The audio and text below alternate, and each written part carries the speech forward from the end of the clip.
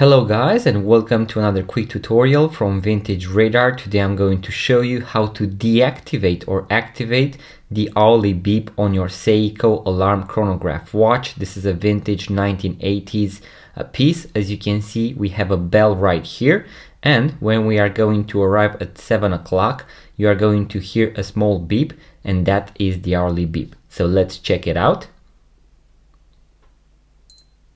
So that was the hourly beep that we have on this particular model. If I want to activate or deactivate the hourly beep and the alarm, all you need to do is to press both buttons on the right at the same time. So if you press them once, as you can see, now we have the alarm and the hourly beep on.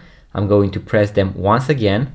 You can see that now both of them disappeared, and this time we did not hear any beep. That was the indication that both of the features are now deactivated and nothing appears here on the top left corner on the display. Now if I press them again, you will see that we have the alarm on. I'm going to press them again, and now you can see that we have the hourly beep, and that is why we also have that beeping sound. I'm going to press them again. As you can see, both features, and now everything is deactivated.